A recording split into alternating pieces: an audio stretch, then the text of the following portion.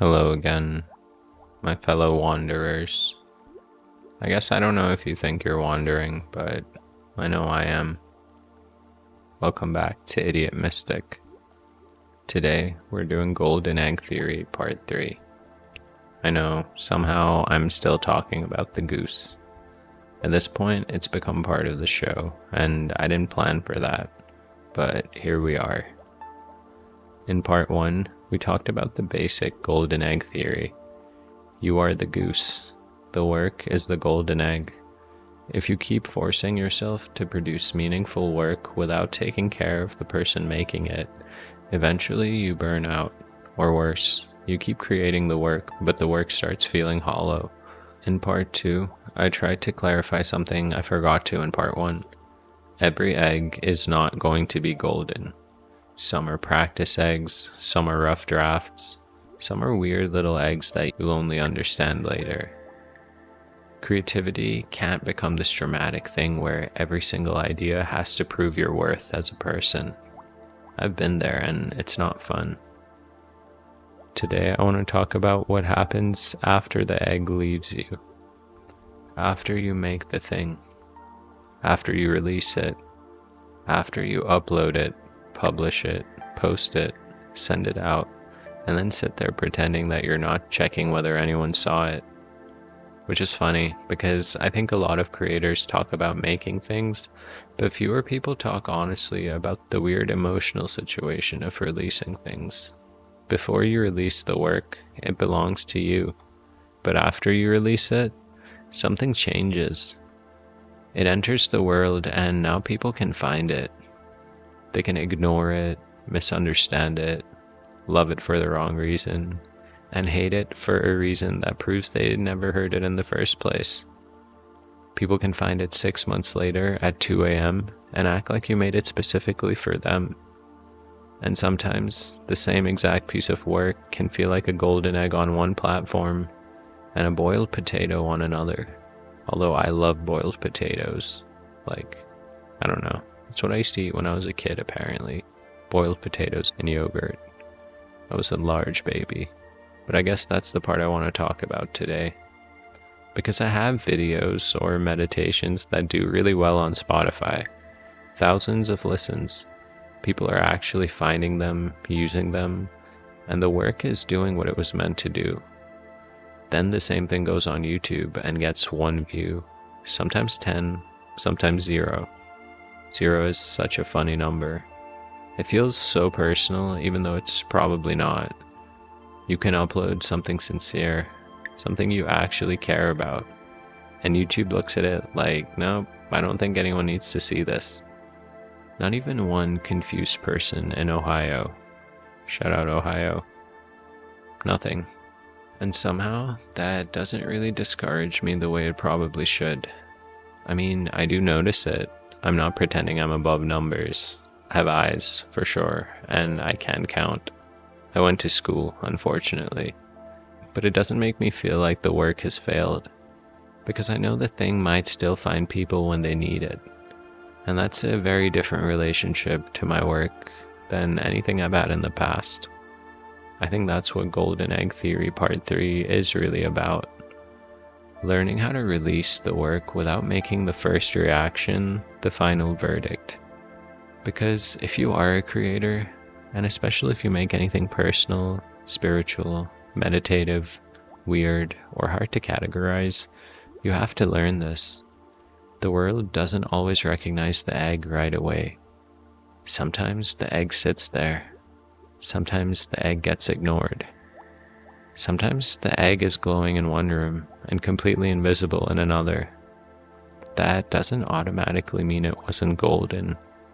It may just mean it hasn't reached its person yet, or its platform, or its season, or the one exhausted stranger who's going to find it during a miserable night and quietly be helped by it without ever saying anything. That happens all the time. The algorithm doesn't know the whole story. Thank God, because if the algorithm knew the whole story, it would probably try to make the story into 6 short clips and sell us a sleep supplement. When you make something and release it, there are really 2 lives happening. There's, of course, the public life of the work. Views, plays, comments, shares, retention, all the little numbers that make creators behave like medieval peasants reading the future in bird bones. I love bird bones and medieval peasants, but let's not behave like that. We should do a whole episode on bird bones. I'll write that down. But then there's the private life of the work. What it did to you to make it. What it helped you understand. What it allowed you to express. Who it reaches quietly. And what it actually becomes over time. The public life is easier to measure, so we start acting like it's the only life. And I think that's where creators get into trouble, including me. A video gets low views and you decide it meant nothing. A post does well and you decide you've discovered your true calling. A meditation does badly on YouTube but works on Spotify, and suddenly you're trying to figure out whether the goose is platform specific. Maybe the goose has a Spotify deal, I don't know. The point is, the numbers are information. You can learn from them, and you should learn from them. If something consistently reaches people in one format and not another, that tells you something useful. Maybe the title is better for audio than video. Maybe YouTube needs a stronger thumbnail. Maybe the audience on YouTube wants a different kind of promise. Maybe Spotify listeners are more willing to search for meditation and sit with something quietly, while YouTube is crowded with thumbnails of people making the face. You know the face, the thumbnail face. The I just discovered a secret face. The face of someone who hasn't blinked since 2016. So yes, I think you should study the platform, but be practical. Improve the packaging, make the title clearer, make the thumbnail more compelling. Learn the game enough that your work has a chance to be found, but don't confuse the game with the work. That reminds me of something ancient alchemists used to say. Do not confuse making gold with the great work. That's the line. The game is how the egg travels. The work is why the egg exists. If you only care about the work and ignore the game completely, the egg may sit in a field forever wearing a tiny invisibility cloak. Are you guys planning on watching the Harry Potter remake, the HBO one? I don't know. The invisibility cloak brought that up, but I'm excited. But yeah, if you only care about the game, the egg becomes packaging with nothing alive inside. You need both. And that's annoying because it means you have to be sincere and strategic at the same time. You have to care deeply, but then you also have to care about file names. And I think that's the modern digital creator's curse. You can be having a real spiritual insight, and then 5 minutes later, you're typing Best Guided Meditation 2026 like a broken man. That's me sometimes. That's life now, and it's okay. The trick is remembering which part comes first. For me, the golden egg has to begin with the real thing. The actual thought, the honest feeling, the meditation I wish someone had made for me, the episode I cannot stop thinking about, the idea that keeps tapping me on the shoulder. After that, I can think about how to present it. But if I start with what will perform, before I know what I actually want to say, I can feel something go wrong. The work gets clever, but in a bad way. It starts wearing a mask. This is also where success can become more dangerous than failure. Of course, failure hurts, obviously. You make something and nobody watches it, and some part of you becomes a Victorian widow staring out of the window. I feel like I'd make a good Victorian widow. I can look forlorn and, I think I can pull off a fancy black gown, but we'll leave that for another day. Success has its own weird poison. Something works, and now you feel pressure to repeat it. One meditation does well, so now your brain says, make that again, but not exactly that, but enough like that so people like it, but different enough so they don't get bored. but not too different, because what if they leave? Very peaceful, very spiritual. Sounds like a great environment for creativity. No, it doesn't. Success can turn the golden egg into a mold. Instead of asking what's alive right now, you start wondering, what did they like last time? And that question itself isn't evil. You should pay attention to what people respond to. I think the danger is just when it becomes the only question you're asking. If you let the audience freeze you in place, you stop growing. If you ignore the audience completely, you might become the person making 9-hour episodes about a dream they had involving a blue triangle and a fax machine. I really did have a dream about a blue triangle, and then when I woke up, there was a triangle on a piece of paper in my dad's fax machine when I was a kid. It wasn't blue because it was a black and white fax machine, but I don't really know what that was. So again, there is a middle place. You listen, but you don't have to obey every reaction. You learn, but you don't let the numbers become your religion. You can appreciate the people who find the work, but you don't become owned by their expectations. Though if you're listening to this, sometimes I am owned by your expectations, so I hope this meets them, and I hope you're happy. I'll stop acting weird now. But that's hard. I think it takes time. I'm still learning it. One thing that helps me is remembering that a piece of work doesn't always reveal its purpose immediately. Some things aren't meant to explode. Some things are meant to sit there like a little lamp. A person finds it when they need it. A meditation for grief may not get huge numbers immediately, but that's good. I don't want people to need grief meditation every day. I would rather they find it on the day grief is sitting on their chest and they don't know what else to do. A chronic pain meditation may not go viral. It may not be the kind of thing people share with, oh my god, this is so me. But if someone is awake at night with their body hurting, and it gives them 10 minutes of softness, that's enough for me. A self-compassion meditation might not look exciting on your feed. It may not compete with someone screaming about discipline in a tank top, but maybe someone listens after a day of silently hating themselves and feels a tiny shift. That's what I think counts, those tiny wins. We have to stop only respecting work that arrives loudly. Some golden eggs are quiet. Some are useful in private. Some don't make people comment because the experience was too personal. That's especially true with meditation and spiritual work. I think a lot of the most meaningful responses will never be visible. Someone may listen and cry, or sleep, or forgive themselves a little, or listen and just never tell you. If you only judge the work by public reaction, you'll miss the private effect. That's where the Spotify and YouTube thing has actually helped me. Seeing something work on Spotify while being ignored on YouTube reminds me that the work itself is not always the issue. Context, platform, mood, and user behavior matters. The same egg in the wrong room looks ordinary. The same egg in the right room looks golden.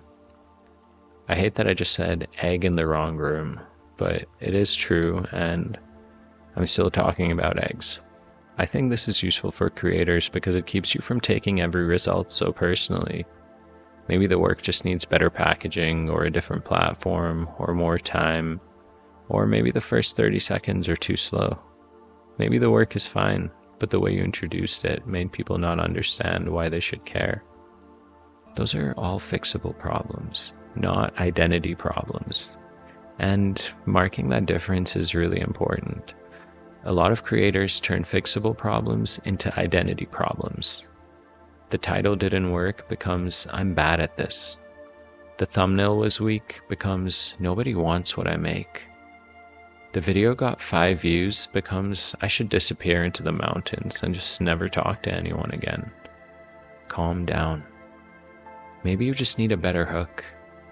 Maybe you just need to stop naming things like an academic paper that got lost in a meditation app. Maybe you need to make the promise clearer. Maybe the idea was good, but you buried the good part 14 minutes in because you were trying to be subtle. I say that with love because I do that. Sometimes subtlety is beautiful, but a lot of the time it's just the point, hiding under a blanket and asking the audience to bring a flashlight. Part 3 of the golden egg theory has to include craft. That's the value part. You can believe in the sacredness of creativity and still get better at presenting your work. Those things aren't enemies. Your golden egg deserves a decent basket. I'm sorry, the metaphor keeps getting out of control. Now there's a basket, but really, if you made something meaningful, give it a chance. Don't slap a random title on it and then get offended when nobody understands. Don't make a Mr. Beast thumbnail. Don't write a description that says, in this episode, I talk about some stuff, and expect some marketing miracle to happen. Give people a doorway. Tell them what the thing is. Tell them who it's for. You could tell them why it might help. Then let the work do what it does. There is something pretty freeing about that. You just do your part. You make the thing honestly, you package it with care, and you release it. Then you let go of the fantasy that you can control exactly who finds it and when. And that last part is brutal for me. I think creators are control freaks. We want to surrender after checking analytics just one more time. We want to trust the process as long as the process gives us positive feedback by Tuesday. But the work has its own timeline. This is also where faith comes in for me. And I know I always sound so cheesy when I talk about it, but I mean real faith. The kind where you make something sincerely, release it, and accept that you don't know who it's for yet. Maybe nobody. Maybe one person. Maybe someone next year. Maybe a version of you that needed to hear yourself say it out loud. There's so much humility in that.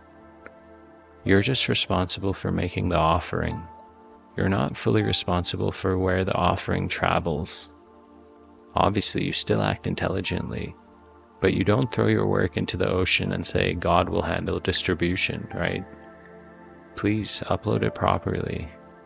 Use a decent title. Make sure the audio isn't insane. But after that, there's a part that isn't yours. I think that's hard to accept in this culture where everyone talks like complete control is possible if you just optimize enough. I don't think complete control is real. I think participation is real. You participate in the life of the work. You shape it, you improve, you learn the tools, you keep showing up. Then the world responds in ways you can't fully predict. Sometimes it's generous, other times silent, and sometimes just very stupid. There is a particular kind of comment that makes you wonder if the person listened to the podcast from inside some kind of washing machine. I don't know if you get that, but it just doesn't make sense what they're saying. That's also part of releasing the egg. People will misunderstand things. They will bring themselves to the work. Someone will hear a small point you made and decide that that was the whole episode. And another person will project an argument onto you that you just didn't make. Someone might thank you for the part you almost deleted. And someone else might hate the joke you liked. Someone else will like the joke, but ignore the serious point you were trying to make. Once the work leaves you, it becomes a meeting place between what you meant and what other people think you meant. At times that can be beautiful and interesting, but it can also be really annoying. This is why I think you need a strong connection to the source of the work before you release it. If you don't know why you made something, every reaction can knock you around. Praise makes you inflate, criticism makes you collapse, and silence makes you spiral. But if you know you made what you made because it felt true, then the reaction still matters, but it doesn't completely define you. If I had to say what the spiritual practice of being a creator was, that would probably be it. Make the offering, release the offering, learn from the response, return to the source, and do it again. That sounds simple, but it definitely isn't. The ego always gets involved. Of course it does. You want people to like your work. You want proof that you're not wasting your time. You want the thing you care about to matter. There's nothing wrong with that. The problem begins when the ego starts trying to manage the whole process. Then every upload becomes a trial and every number becomes a verdict. Every silence becomes absolute rejection. That's too much weight for a YouTube studio dashboard. No dashboard should have that much power over your soul, especially one that occasionally shows you zeros like it knows how much you love them. So here's what I think we should do. We let the numbers inform us without letting them name us. We study what works without becoming fake. We accept that platforms are different. We remember that slow work can still be real work. We keep making things that have a reason to exist beyond performance. And maybe, just maybe, we allow some pieces to be seeds. That's another piece of this. Not every golden egg is meant to be eaten immediately. I can't believe I said that. I don't even know if it works. But some work is a seed. You release it, and it seems like nothing happens. But later, it becomes part of something else. It teaches you a format. It helps you understand your audience. It might become the first episode in a series, or give you a sentence you use later. It could become the reason someone trusts you enough to listen to another piece of your work. A lot of creative progress is invisible while it's happening. This is why you can't panic every time something doesn't perform right away. Panic makes you abandon threads way too early. At least it does that to me. You need enough patience to let patterns reveal themselves. One video flopping tells you very little. 10 videos flopping in the same way may tell you something.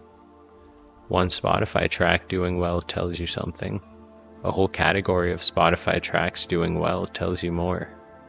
You collect information over time and then you adjust accordingly. This is the boring adult part of creativity. It's not as romantic as waiting for inspiration under the moonlight, but it is still part of the path. The goose needs mystery and spreadsheets. I'm sorry, but that might be the most accurate sentence in the whole episode. Mystery and spreadsheets. Because the creative life is not only inspiration, it's also maintenance, uploading, naming files, and accepting that the thing you care about may need a clearer doorway before people can enter it. But I guess after all of that, there's a question that remains. Can you keep your heart intact while your work moves through systems that don't care about your heart? That's the real part 3. The work leaves you and enters the machine. And the machine measures, sorts, pushes, ignores, and rewards it. The machine misunderstands it. And you have to remain human inside all of that. You have to keep some private place inside you where the next idea can still form without immediately being interrogated by metrics. You have to keep making things that feel alive, even while learning how to help them travel. You have to keep laughing, because otherwise this whole thing becomes unbearable. And honestly, it is funny. It's funny to make a meditation about peace and then stress about whether the thumbnail is converting. It's funny to make an episode about not forcing creativity and think, okay, when can I upload part 4? I think it's funny to say you trust the work will find people when they need it, and then check your stats like a raccoon checking a vending machine. Have you ever seen a raccoon check a vending machine, like at a national park or something? It's pretty funny. Anyway, that's fine. We're allowed to be inconsistent while learning. The point is not to become perfectly detached. I don't trust people who are perfectly detached at all. They usually have either reached sainthood or stopped being honest. The point is just to become a little less owned, a little less controlled by the immediate reaction, a little more able to say, this was important even if the platform didn't get it today. A little more able to improve without self-hatred, and a little more willing to let the egg travel. So if you are making something, here's the practical part. After you release the work, give yourself some space before deciding what it means. Look at the numbers, but don't stare at them like they're going to confess. Maybe ask better questions. Did the work feel honest? Was the title clear? Did the thumbnail match the feeling? Did the first 5 minutes give people a reason to stay? Did the right people have a chance to find it? Those questions are useful. But I'm terrible and nobody cares are not useful. The algorithm hates me personally is tempting, but probably also not useful. Although sometimes it does feel like YouTube has placed your video in a small locked box under the ocean. Still, we continue, because the deeper reason for making the work has to survive the weirdness of distribution, and that's what I keep coming back to. If meditation helps people on Spotify but gets nothing on YouTube, I can still know the work is useful. If a podcast episode does not perform right away, but I know it clarified something in me, I can still value it. If a piece reaches one person at the right time, that's not nothing. One person is not nothing, and I think we forget that online. A number like 1 feels small on a dashboard. In real life, one person is an entire world. One person has a mother, a room, a body, a private grief, a whole interior life you will probably never see. If your work reaches that person at the right moment, that's so special. That doesn't mean you should never want a bigger audience. I want the work to reach more people. Of course I do. But I don't want to become so obsessed with reaching everyone that I forget the person who actually arrived. And that's the balance. Make the work with care. Help it travel and learn from the response. But don't let silence convince you that the work was meaningless. Or let success turn you into a factory. Or let failure make you cruel to yourself. And when the egg leaves you, let it leave. It may hatch somewhere you never get to see. And that's okay. A lot of good work happens that way. Quietly, privately, and later than expected. Thank you for being here with me today. This was Golden Egg Theory Part 3. I guess the goose survived another episode. If this one resonated, send it to someone who makes things and then immediately lets the internet decide whether they're worthy or not. And if you are that person, welcome. There are many of us. We're all trying to make honest work inside a very weird machine. Until next time, take care of the goose. Make the egg. Release the egg. Check the numbers if you have to, but maybe eat something first. And remember, sometimes 0 views is just the platform saying, I have no idea what to do with this yet. That doesn't mean no one needs it. It may just not have found them yet.